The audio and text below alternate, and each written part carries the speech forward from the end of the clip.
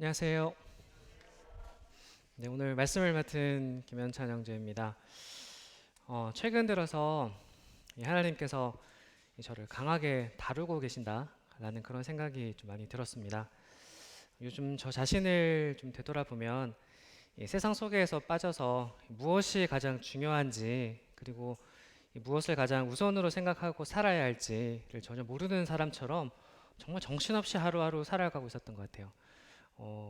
사람들에게 이야기를 할 때 저 정말 바쁘게 지냅니다라는 그 말이 어떻게 보면 그리스도인으로 되게 부끄러운 말인데도 저는 자랑스럽게 얘기했던 것 같고요. 뭐 잠을 줄이고 잠을 자지 않고 열심히 일하고 있고 또 주의를 합니다라는 그 말 자체를 부끄러운 내용인데도 불구하고 제 삶을 돌아보지 못하고 그렇게 좀 바쁜 그런 삶을 살았던 것 같습니다. 그래서 그런 저에게 주님께서는 이 세상의 모든 것이 정말 주님께서 허락하시면 이 한순간에 사라질 안개와 같이 아무런 가치 없는 것이고, 또 세상의 일은 절대 제 뜻대로 되지 않는다라는 것을 여러 상황들, 그 여러 말씀을 통해서 저에게 교훈해 주셨습니다.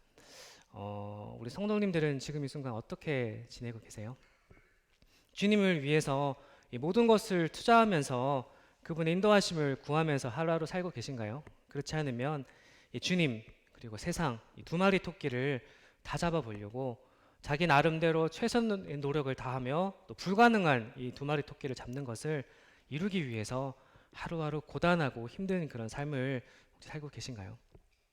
저는 부끄럽지만 지금까지는 이 후자에 가까운 그런 삶을 살아왔던 것 같습니다. 이 두 마리 토끼를 정말 이 모두 놓치지 않기 위해서 정말 정신없이 하루하루 달려왔던 것 같고요.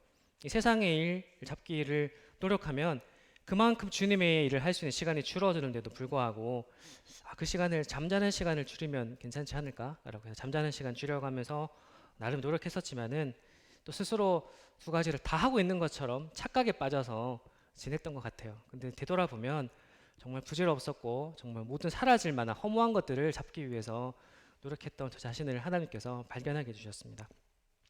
그리고 최근 들어서 그것 때문인지 몰라도 이 제 마음속에 원인을 알 수 없는 불안감, 초조함 이런 마음들이 제 마음에 있었거든요. 그래서 밤에 잠을 잘 못 자고 막 설치는 날들이 올해 들어서 계속적으로 있었습니다. 그래서 그거에 대해서 좀 상담도 해보고 이야기도 하면서 잠이 부족해서 그런가? 또 체력이 많이 이제 나이가 이제 40대 접어들고 그래서 죄송합니다. 그래서 체력적으로 저하가 돼서 그런가라는 생각에 비타민도 챙겨 먹고 오메가3도 챙겨 먹고 건강식도 이렇게 열심히 챙겨 먹었는데도 그런 마음이 없어지지 않는 거예요. 계속 피곤하고 불안한 마음들이 점점 더 커져만 갔습니다. 근데 그런 와중에 주님께서는 저에게 어떤 책과 또 말씀과 교제를 통해서 이 내려놓음에 대해서 저에게 분명히 말씀해 주셨고요. 그래서 그리고 제 마음 속에서도 정말 내려놓아야겠다라는 그런 간절한 마음을 저에게 허락해 주셨어요. 그래서 이 내 자신의 욕심으로부터 자유로우고 싶어지는 그런 마음을 제가 주님께서 허락해 주셨습니다. 제가 지금까지 중요하다고 여겨오면서 생각했던 이 세상에 가치 있는 것들을 하나씩 하나씩 내려놔 봤거든요. 제 힘으로 해결하려고 정신없이 달려왔던 것들을 하나씩 내려놓기 시작하자 정말 제 마음에 조금씩 평화가 오고 마음 여유가 생기는 겁니다. 최근에 제가 회사 일을 굉장히 바빴었고 또 뭔가 회사 일을 통해서 뭔가 이루어보고자 굉장히 노력해 왔었는데 제 직원들이 한 명씩 쓰러지기 시작하고 프로젝트가 무너지고 제 힘으로는 어떻게 할 수 없는 일들이 계속 발생하는 겁니다. 갑자기 심근경색으로 젊은 직원 하나가 쓰러졌어요. 그런 직원도 생기고 그 다음에 어떤 직원들은 어떤 스트레스 때문에 힘들어하고 그런 것들을 보면서 제가 아무리 노력해도 하나님께서 한번 탁 치시니까 제 손에 아무것도 없는 거를 발견하게 해주셔가지고 그래서 다 내려놔 봤거든요. 그랬더니 하나씩 해결되는 거고 제 생각과는 물론 다른 결과가 나온 적도 있었지만 제 마음속에 평안이었고 어떻게 해서든 그걸 해결해 주시는 그 하나님을 경험하게 해주셨습니다. 앞에서 간증드린 것처럼 제가 이렇게 세상의 것들을 움켜쥐고 살아왔던 것들을 보면서 도대체 왜 제가 그런 것들에 관심을 가지는가에 대해서 하나님께 여쭤봤습니다. 하나님, 제가 도대체 왜 이렇게 욕심이 많고 이 세상의 것들에 벗어나지 못하고 그것들을 취하기 위해서 이렇게 노력하는 삶을 살고 있을까요? 그 원인이 무엇인가요? 라고 하나님께 최근 들어서 올해 들어서 계속적으로 하나님께 여쭤보고 또 기도하고 그 해결해 달라고 하셨을 때 하나님께서 저에게 한 가지 말씀을 보여주셨습니다. 오늘 그 말씀 잠깐 먼저 살펴보겠습니다. 네, 잠언 27장 4절 말씀을 하나님께서 보여주셨어요. 제가 읽겠습니다. 부는 잔인하고 노는 창수 같거니와 투기 앞에야 누가 서리요. 여기 27장 4절 말씀에는 세 가지 주의해야 될 것들을 이야기하고 있습니다. 첫 번째는 분, 즉 노함을 나타내고, 두 번째는 노, 즉 분노, 그리고 세 번째는 투기, 이렇게 얘기를 하고 있는데 이 말씀에서 보는 것처럼 이 세 가지 중에서 투기가 가장 위험하다라고 하나님께서 말씀하고 계십니다. 투기 앞에야 누가 서리요 라고 이렇게 할 수 있는 것처럼 분과 노도 물론 무서운 것이지만 투기가 더욱더 파괴력을 가지고 무서운 것이라고 하나님께서 말씀해 주고 계세요. 여기서 말씀하고 있는 투기가 어떤 걸까요? 최근에 뭐 LH 땅 투기 이렇게 얘기 막 나오고 있는데 그 투기일까요? 아닙니다. 여기서 말하는 투기는 그 투기와는 전혀 다른 얘기거든요. 잠깐 좀 살펴보면 땅 투기 얘기 나왔으니까 땅 투기랑 투기 한번 좀 비교해 보겠습니다. 잠시. 여기 나오는 이 투기가 요즘 최근에 나오고 있는 LH에 나오는 땅 투기, 부동산 투기할 때 나오는 투기거든요. 기회를 틈타 큰 이익을 보려고 한다라는 게 투기인데, 이 잠언 27장 4절에서 말하는 투기는 샘낼 투자에 질투할 기자, 우리 시기질투라는 표현 쓰잖아요. 이 시기질투에 해당하는 투기가 여기서 말하는 투기입니다. 사전적 의미는 자기가 좋아하는 이성이 다른 이성과 좋아하는 것을 지나치게 미워한다, 이렇게 표현되어 있긴 한데, 우리 성도님도 알고 계시는 이 시기질투가 여기서 말하는 투기라는 것을 알 수 있습니다.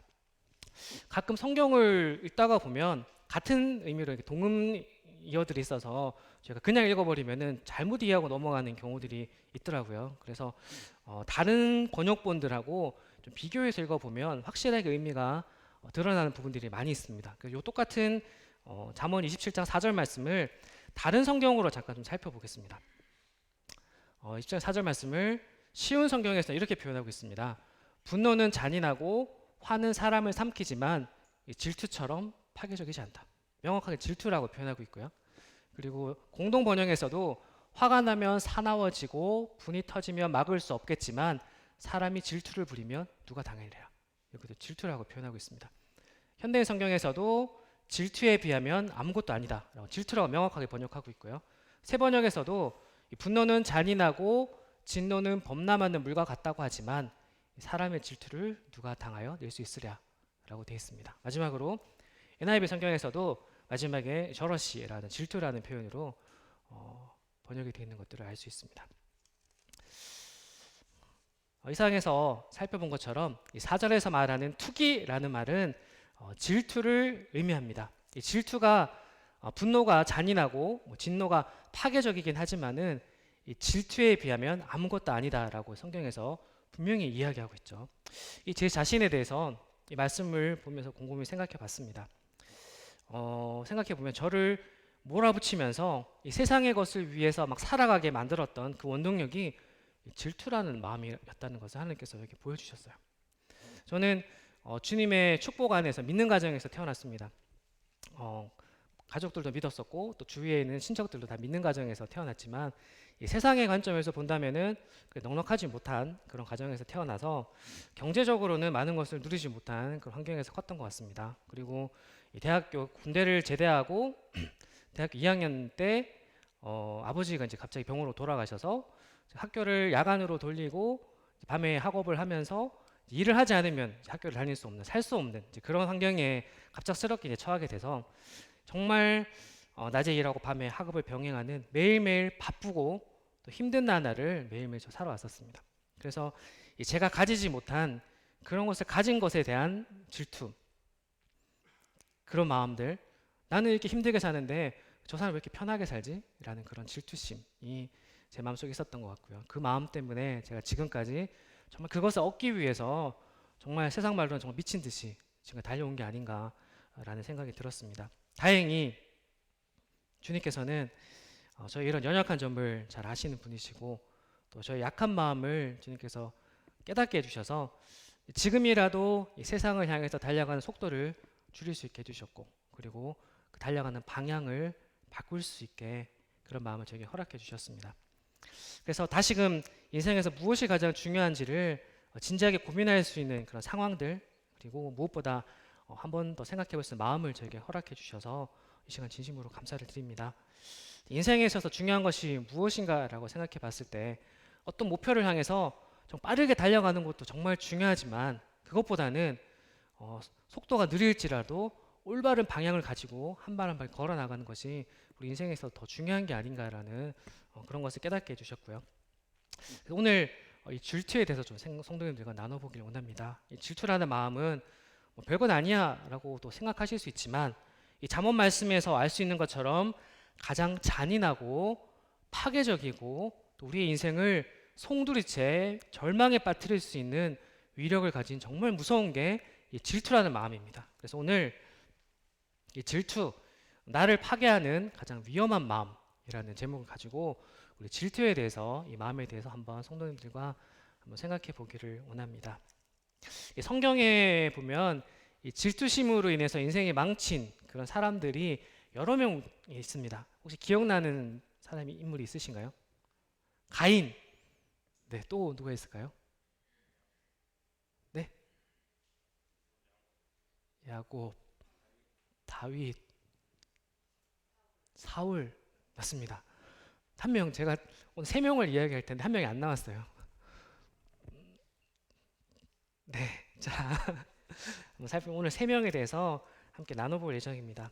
이 세 명의 각각 질투심이 가득 찼는데 그 질투심에 의해서 나타났던 결과들이 조금 다르게 나왔거든요. 그리고 그 질투라는 동일한 마음 때문에 이 세 명이 뭔가 다른 걸 놓치는 그런 것들을 우리가 성경을 통해서 확인할 수 있습니다. 오늘 그런 부분들을 살펴보면서 이 질투심이 얼마나 무서운 것인지에 대해서 같이 살펴보도록 하겠습니다. 오늘은 세 명, 가인, 그리고 미리암, 그리고 사울, 이렇게 세 명을 통해서 각각의 상황 속에서 나타나는 이 질투의 위험성에 대해서 성도님들과 함께 생각해 보기를 원합니다. 이 질투에 대해서 살펴보기 전에 먼저 기억해야 될 상황이 있습니다. 너무나 당연한 이야기인데 이 질투는 자신하고 관계없는 사람을 향해서는 생기지 않습니다. 나 관계없으면 질투심 생기지 않아요. 예를 들어서 얼마 전에 이 부동산 보유세 얘기가 나왔었거든요. 관심 가지고 보셨는지 모르겠습니다. 저는 잠깐 봤는데 그 중에서 가장 제 눈길을 끈 것은 국내에서 가장 비싼 아파트 가격이었습니다. 얼마였을까요? 혹시 보셨나요? 그 정확한 매매가는 얼마인지 모르지만 공시지가로 청담동에 있는 더 펜트하우스가 163억입니다. 아파트 한 채 가격이 163억이고 보유세만 4억을 내야 된다라는 기사를 봤습니다. 근데 이 기사를 보고 나서 제 마음에 아무런 감정이 없었어요. 왜냐하면 거기 사는 사람들하고 저랑 아무 관계가 없고 누가 사는지도 모르고 관심도 없기 때문에 아 비싸다, 이렇게 비싼 집이 있구나 정도만 제가 생각했지 제 마음에 뭐 질투심이 생기거나 이런 건 전혀 없었거든요. 근데 우리나라 속담에 이런 말이 있습니다. 사촌이 땅을 사면 배가 아프다. 있죠. 근데 주변에 어떻게 해서든 나와 관계 있는 사람에게 무언가 있으면은 배가 아파지고 질투심이 생기는 게 사람의 마음이거든요.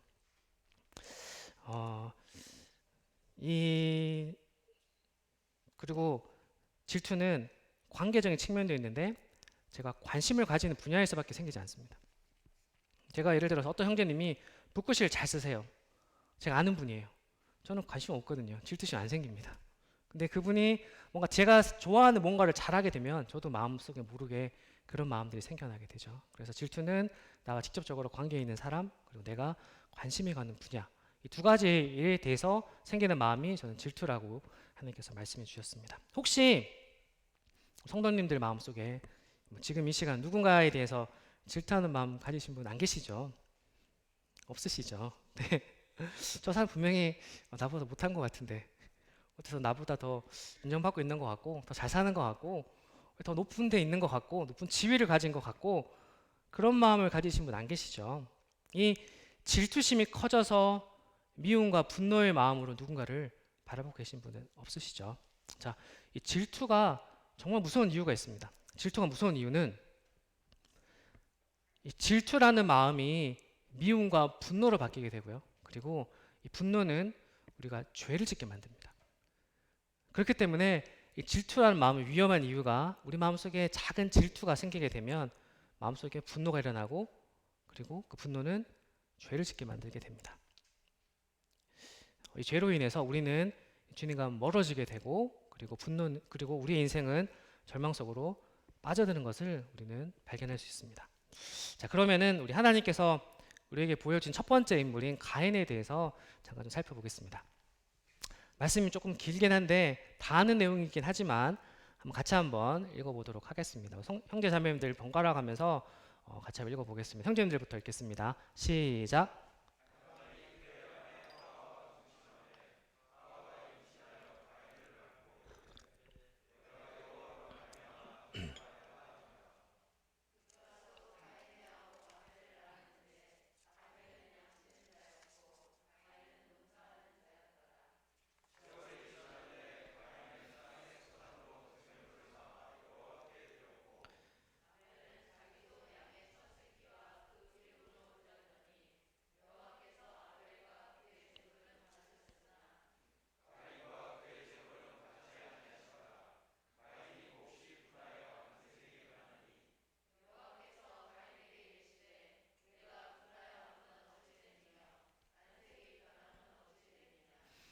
내가 선을 행하면 어찌 낯을 들지 못하겠느냐.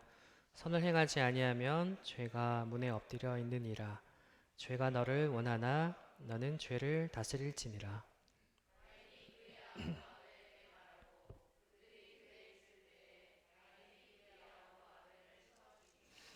우리 성도님들 너무나 잘 아시는 내용입니다. 우리 주일 학생들한테 물어봐도 이 내용이 더 자세하게 설명할 수 있을 정도로 이 가인에 대한 내용들은 너무나 잘 아는 내용입니다. 이 자신의 재물은 받지 않고 이 아벨의 재물만을 받은 것, 즉 아벨만 이 하나님께 인정을 받고 그 다음에 하나님을 만족시킨 사실에 대해 가인은 질투를 하게 됩니다. 그래서 이 질투라는 마음이 생겨나게 되고 이 질투라는 마음은 분노의 감정으로 확대되었고 끝내 동생을 살해하는 그런 죄를 범하게 되는 비참한 사건이 이 가인의 사건입니다. 근데 이 자세히 살펴보면 이 가인이 재물을 받지 않은 것은 아벨이 아니거든요. 아벨이 죽을 이유가 없었습니다. 왜냐하면은 가인의 재물을 받지 않은 것은 하나님이셨습니다. 왜 하나님이 이 내 재물을 받지 않았지? 라고 가인은 거기에 집중해 있었어야 돼요. 하나님 왜 내 재물을 받지 않으셨지? 내가 뭐가 부족하고 내가 뭘 못했기 때문에 아벨과 비교했을 때 내가 뭐가 지금 잘못됐기 때문에 하나님이 받지 않았을까라는 곳에 당연히 가인은 집중했어야 되는데 가인은 그렇게 생각하지 않고 그 이유는 생각하지 않고 단지 자신과 비교하여 하나님께 더 인정받는 것 같고 더 좋은 자리에 있는 것 같이 여겨진 동생을 죽이게 된 것입니다. 그 마음속에는 질투가 원인이었습니다. 이 가인 같은 이런 마음은 우리에게도 얼마든지 발생할 수 있습니다. 어떤 일이 발생했을 때 내 자신을 살펴보지 않고 이 모든 문제의 원인을 다른 사람에게 돌리는 거죠. 이 문제는 내가 잘못한 게 아니라 다른 사람 때문에 생긴 거야. 저게 원인이야 라고 그쪽으로 집중하게 되면 질투라는 마음이 분노의 마음으로 금방 바뀌어서 그 대상을 미워하게 되고 그 대상을 향해서 분노가 일어나게 됩니다. 우리 일상생활 속에서 우리가 조금만 방심하면 이 질투라는 마음은 우리에게 침투하게 되고 이 가인과 같이 실질적으로 칼을 들고 동생을 죽이진 않겠지만 우리 마음속에서 주변에 있는 누군가 가족이 될 수도 있고 성도들을 미워하는 마음을 통해서 마음으로 살인을 할 수 있는 그런 일들은 얼마든지 일어날 수가 있는 것이죠. 그렇다면 이 질투라는 마음이 우리 마음속에 왜 생겨나는 걸까요? 혹시 그 이유와 원인에 대해서 우리 성도님 생각해 보신 적 있으신가요? 이 질투라는 마음이 왜 생겨날까? 어떤 상황에서 질투가 생겨날까? 잠깐 좀 살펴보겠습니다. 이 질투라는 마음이 발생하는 상황들을 살펴보면 첫 번째는 내가 내 삶의 주인이 되어 무언가를 행하고자 하였으나 뜻대로 잘 안 됩니다. 두 번째는 내 주변의 여러 여건과 상황이 나를 중심으로 진행되지 않는다. 마지막은 나보다 다른 사람이 더 많은 기쁨과 즐거움을 누리는 것처럼 여겨질 때 이런 것들이 복합적으로 일어나면 어느 하나가 발생했을 때 우리 마음에 질투가 발생할 수도 있고요. 아니 세 가지가 같이 일어났을 때 우리 마음속에 질투라는 마음이 생겨날 수가 있습니다. 근데 이 질투라는 것은 이런 것들이 질투가 생겨나는 일반적인 상황이라고 한다면 이 첫사람의 아담의 범죄로 인해서 내가 내 삶의 주인인 것처럼 살아가는, 착각하고 살아가는 우리들에게는 이 언제든지 생겨날 수 있는 이 위험한 마음이 질투입니다. 이 질투라는 마음은 죄의 열매라는 것들을 우리 항상 두려워하면서 생각해야 될 것 같아요.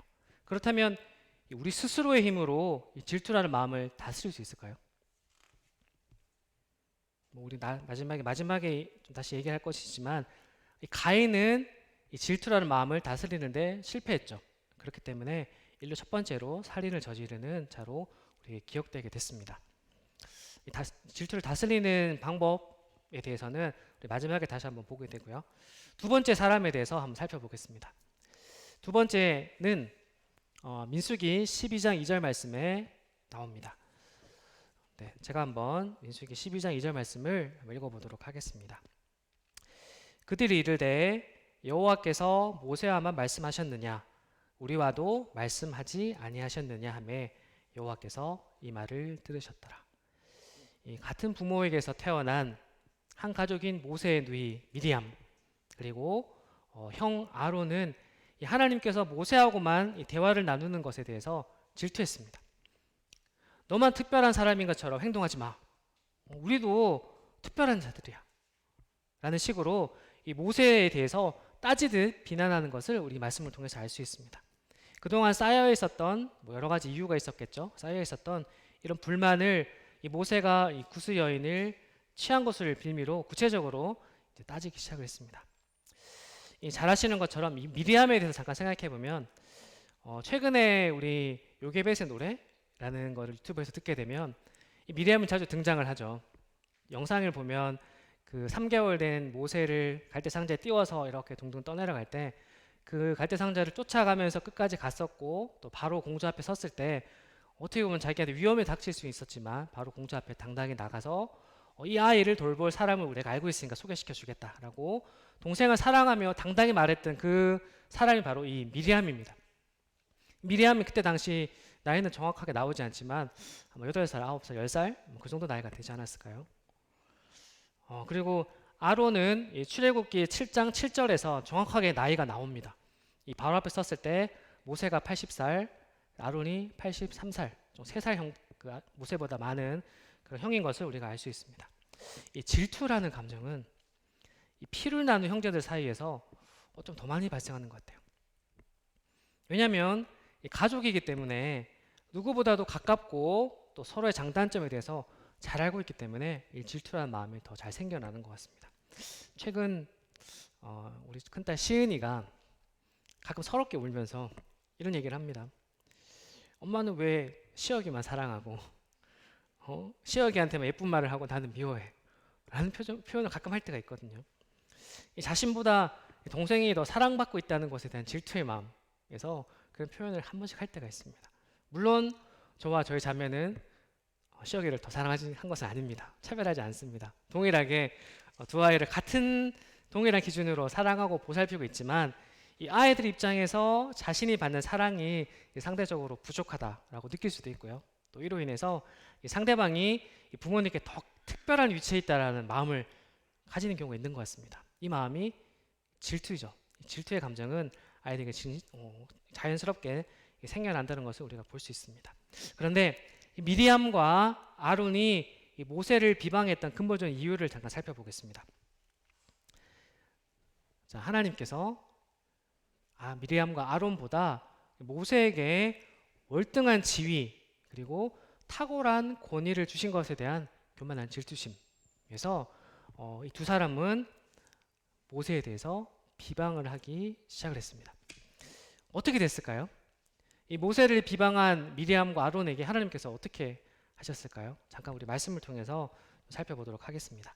민수기 12장 4절에서 10절 말씀에 보면 하나님께서 자신이 세운 이 모세를 비방했던 아론과 미리암에게 어떻게 하셨는지 우리가 알 수 있습니다. 같이 한번 성도들 다 함께 이 말씀 읽어보도록 하겠습니다. 시작.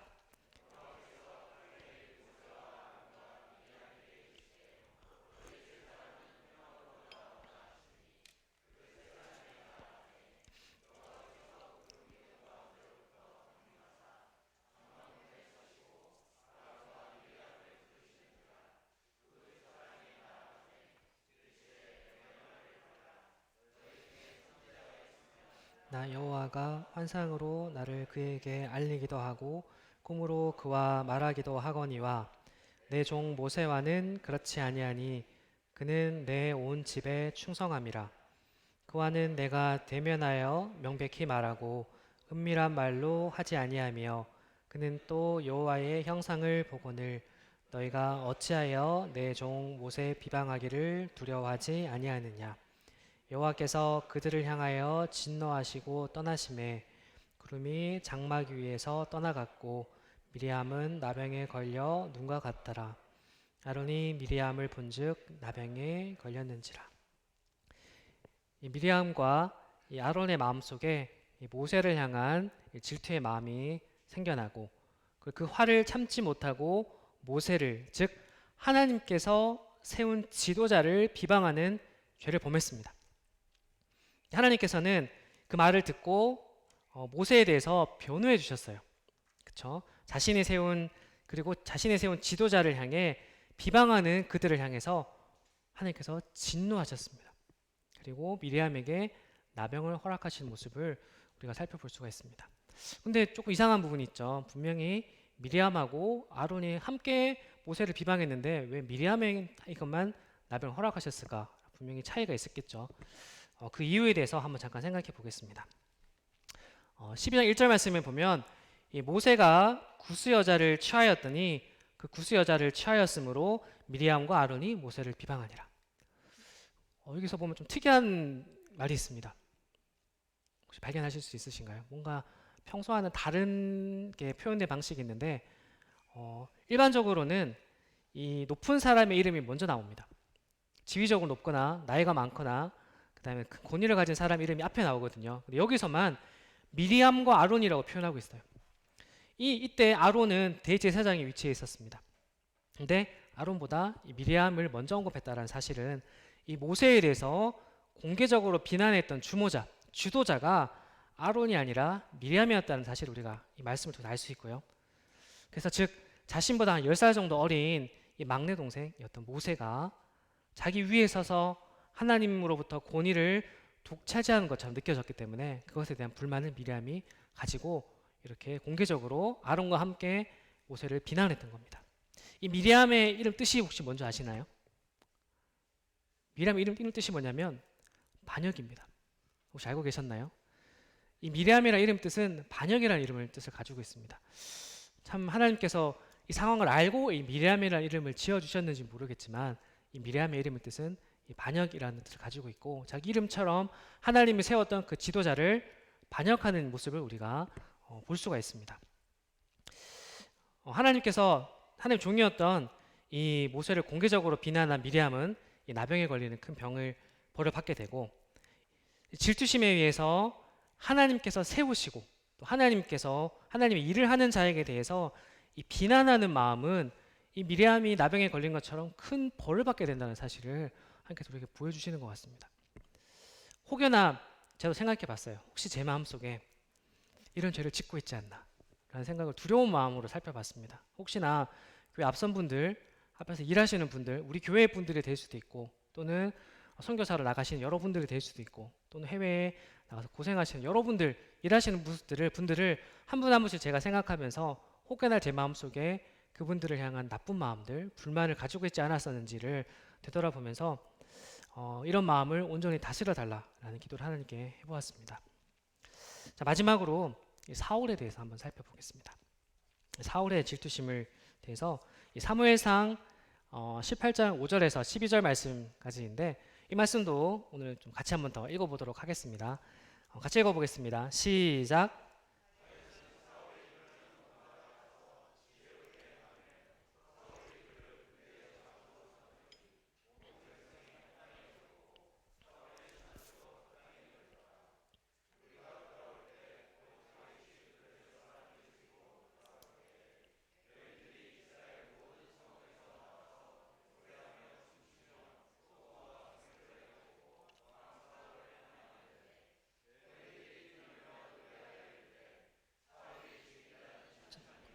다윗은 만만이로다 한지라.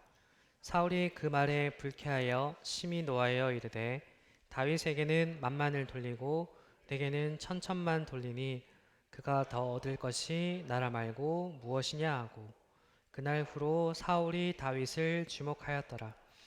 그 이튿날 하나님께서 부리시는 악령이 사울에게 힘있게 내림에 그가 집안에서 정신없이 떠들어대므로 다윗이 평일과 같이 손으로 수금을 타는데 그때 사울의 손에 창이 있는지라 그가 스스로 이르기를 내가 다윗을 벽에 박으리라 하고 사울이 그 창을 던졌으나 다윗이 그의 앞에서 2번 피하였더라.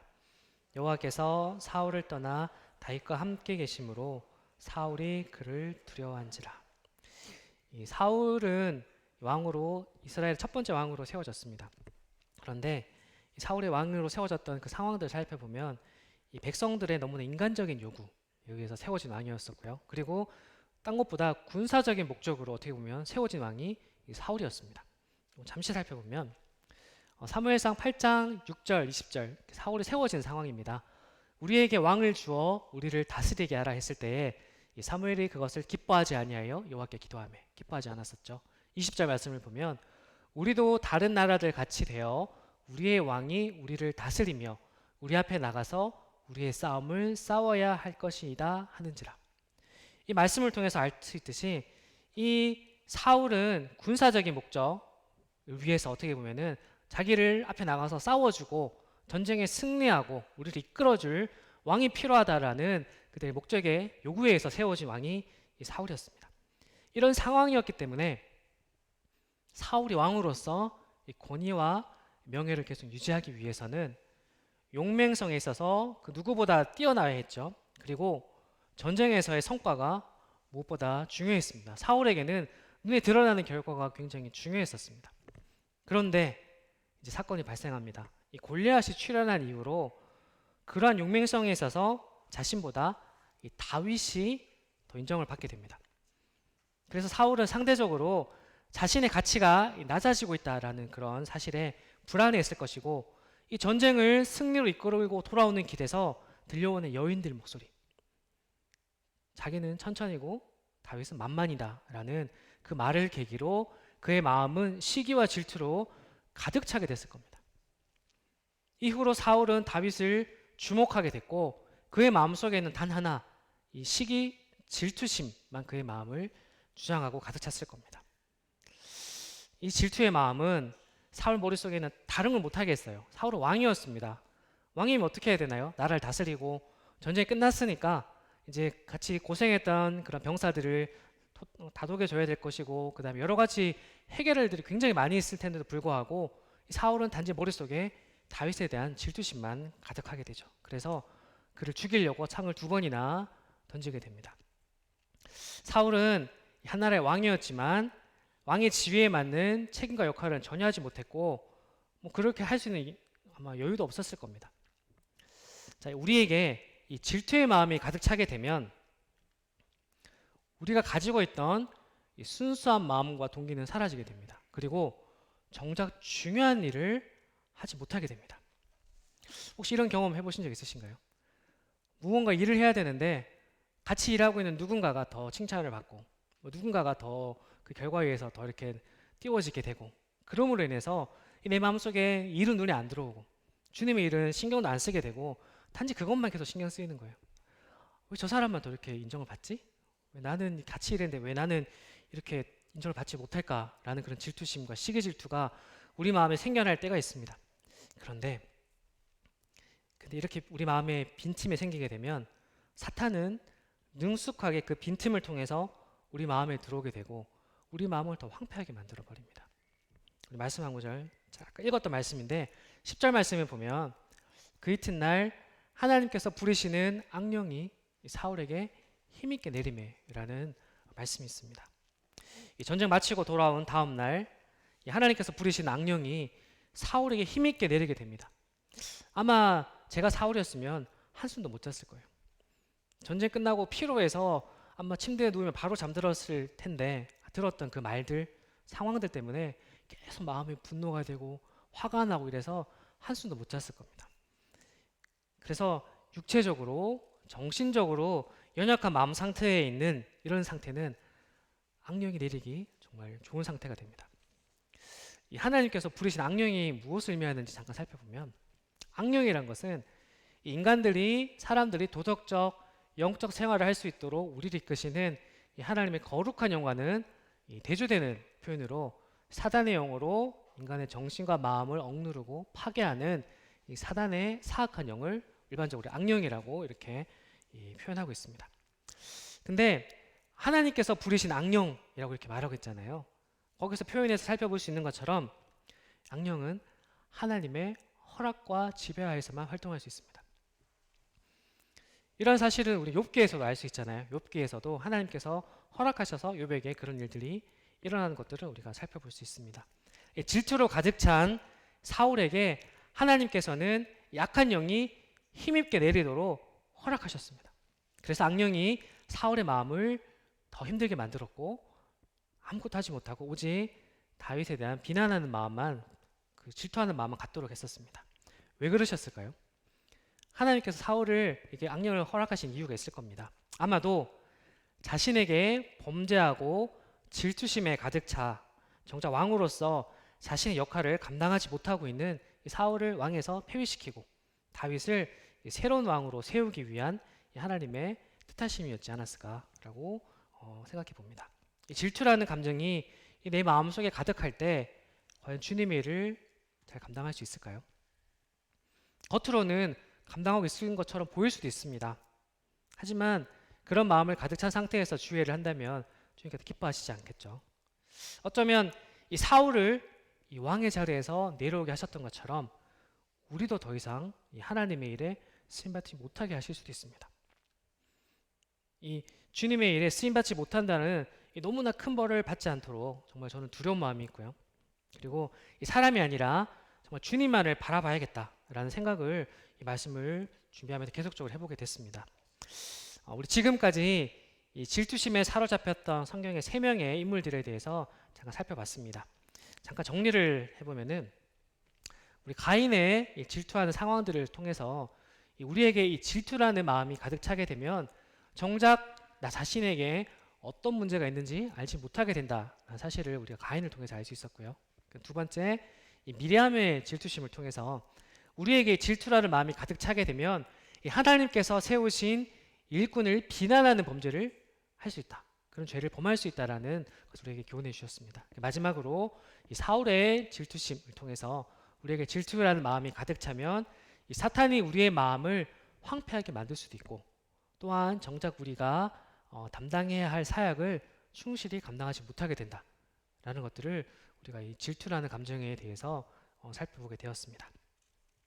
그렇다면은 질투라는 마음 어떻게 해야 될까요?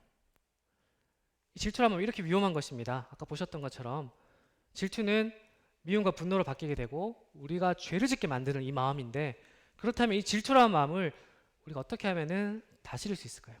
혹시 생각해 보신 적 있으신가요? 사실 이 질투가 위험하다라고 저는 크게 생각 안 해봤었거든요.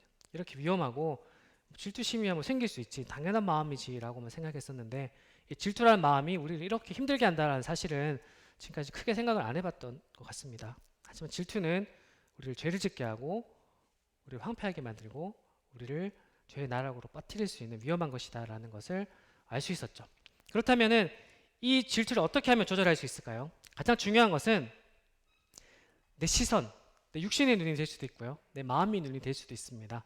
내 시선이 사람이 아니라 주님만을 향하고 그분만을 생각한다면 질투란 마음이 발생하지 않을 겁니다. 우리가 예수님에 대해서 질투의 마음을 가져보신 적 있으세요? 예수님만 어떻게 저렇게 무리를 걷지? 나도 걷고 싶은데 라는 그런 예수님에 대한 질투의 마음 가져보신 적 있으신가요? 없으시죠? 네. 우리 예수님만을 바라보면은 이 마음이 해결될 수 있는 것이죠. 경험을 통해 아시겠지만은 이 사람을 향해 관심을 가지고 또 무언가를 기대하고 살피게 되면 저도 모르게 이 질투라는 마음이 생겨날 수가 있습니다. 한번 내 마음에 질투라는 작은 씨앗이 심어지면 그 마음을 떨치기가 굉장히 어려워지게 됩니다. 그래서 처음부터 이런 마음이 자리를 잡지 않도록 주님을 바라보고 주님만을 시선을 두는 것이 무엇보다 중요하다라는 사실을 우리가 알 수가 있습니다. 또 이어서 히브리서 말씀을 보면 말씀 잠깐 살펴보겠습니다. 믿음의 주여 또 온전하게 하시는 이인 예수를 바라보자. 그는 그 앞에 있는 기쁨을 위하여 십자가를 참으사 이 부끄러움을 개의치 아니하시더니 하나님 보좌 우편에 앉으셨느니라. 너희가 피곤하여 낙심하지 않기 위하여 죄인들이 이같이 자기에게 거역한 일을 참으신 이를 생각하라. 말씀에서 있는 것처럼 믿음의 주, 우리를 온전하게 하시는 이인 예수님만을 우리를 바라봐야 할 것입니다. 왜냐하면 주님께서는 우리의 이 죄성에서 비롯된 여러 가지 죄악으로 인해서 우리가 육신적 또는 정신적 피곤함과 낙심함을 겪게 될 것이다 라는 것을 이미 아셨습니다. 그렇기 때문에 그런 어려움에서 우리를 건지시기 위해 자신을 십자가에서 온전히 들이신 분입니다. 우리는 그분만을 바라보며 그분을 우리 마음속에 두고 살아간다면 우리 마음속에 일어나는 이런 죄의 씨앗인 질투심을 조절할 수 있을 것입니다. 갈라디아서 말씀을 보겠습니다. 갈라디아서 2장 20절, 성도님들 너무나 잘 아시는 말씀인데 같이 큰 소리로 한번 읽어보겠습니다. 시작. 내가 그리스도와 함께 십자가에 못 박혔나니 그런적 이제는 내가 사는 것이 아니요 오직 내 안에 그리스도가 사시는 것이라. 이제 내가 육체 가운데 사는 것은 나를 사랑하사 나를 위하여 자기 자신을 버리신 하나님의 아들을 믿는 믿음 안에서 사는 것이라. 이미 나의 이 죄악된 모든 것은 이미 그리스도와 함께 십자가에 못 박혔습니다. 나의 질투라는 마음도 이 사람이 아닌 주님을 바라보고 매일의 삶 속에서 내 삶을 주님께 드릴 때 충분히 다뤄질 수 있습니다. 내 힘으로 이거를 어떻게 해보려고 하면 실패하는 것만 경험하게 되실 겁니다. 우리 마지막으로 누가복음 21장 36절 말씀을 잠시 살펴보겠습니다. 또 같이 한번 읽어보겠습니다. 시작. 이러므로 너희는 장차 올 이 모든 일을 능히 피하고 인자 앞에 서도록 항상 기도하며 깨어 있으라. 우리 매일의 삶 속에서 어떤 일이 발생할지 저는 알지 못합니다. 좋은 일이 있을 수도 있고 또 힘든 일이 제 앞에 있을 수도 있고 제 마음을 유혹해서 정말 제가 죄를 짓게 할 수도 있고 어떤 일이 우리 앞에 있을지 알 수 없기 때문에 우리는 항상 주 앞에 설 수 있도록 기도하며 깨어 있어야 한다라는 이 말씀은 우리 항상 가지고 있어야 될 것입니다. 그리고 나를 위해서 그리고 나의 가족을 위해서 그리고 우리 사는 성도님들을 위해서 나만을 위해서가 아니라 함께 있는 이 모든 분들을 위해서 기도하는 그런 마음을 우리가 가져야 할 것입니다. 우리 옆에 있는 성도님 잠깐 둘러보시겠어요? 네, 우리 황공원 자매님 그 강대 형제님만 보지 마시고 다른 분들도 한번 이렇게 한번 둘러보시면 그리고 잠깐 머릿속에 나의 사랑하는 가족들 한번 떠올려 보세요. 자, 사진 하나 마지막으로 준비했는데 이 모든 분들 우리 주변에 우리 옆에 있는 성도님들 하나님께서 허락하신 이 가족들은 서로 다투고 경쟁하기 위해서 이 땅에 존재하는 것이 아니죠. 나 혼자 힘으로는 그 어떤 것도 할 수 없다는 것을 주님께서 아시기 때문에 동역하기 위해서 우리에게 허락해 주신 분입니다. 각자 하나님께서 주신 은사는 각자 달라요. 어떤 사람은 머리 역할을 할 수도 있고 발의 역할을 할 수도 있고 팔의 역할을 할 수도 있고 또 마음의 역할을 하시는 분이 있을 수 있고 어떤 분은 치매 역할을 하시는 분도 있을 수 있어요. 각자 하나님께 주신 역할들, 은사들은 모두 다릅니다. 그렇기 때문에 그런 장점들, 은사들을 같이 활용하고 함께 조화를 이룰 때 우리가 능히 하나님 일을 해나갈 수 있는 것입니다. 그리고 함께 그 고난한 짐을 함께 나눠질 때 우리가 주님께서 우리에게 명령하신 일들을 능히 해낼 수 있는 것입니다. 질투라는 마음이 우리를 감싸게 되면 이런 주의 일을 능히 감당하지 못하게 되고 그 사람의 장점이 아니라 그 사람 단점만 보이게 되고 우리 앞에서 봤던 세 가지 일처럼 내 자신을 되돌아보지 못하고 그리고 우리가 세운 지도자들을 하나님께 세운 일꾼을 비난하는 죄를 지을 수도 있고 그리고 내가 감당해야 할 일을 못하는 일이 발생할 수 있습니다. 성도님들을 주님께서 주신 사랑의 눈으로 바라보셨으면 좋겠고요. 그리고 성도님들을 위해서 계속적으로 기도하는 우리 성도님들이 되셨으면 좋겠습니다. 정말 감사합니다. 저는 우리 성도교회에 제가 몸담고 있다는 것도 너무 감사가 되고 또 우리 가족을 저에게 허락해 주신 것도 감사가 되고 주님 언제 오실지 모르지만 함께 이 길을 협력해서 걸어갈 수 있다는 그 사실이 저는 너무 감사가 되는 것 같습니다. 서로를 향해서 이런 마음을 가지시고 우리 하루하루 걸어 나가시는 성도들 되시기를 소망합니다. 네, 그럼 이상으로 말씀 마치겠습니다.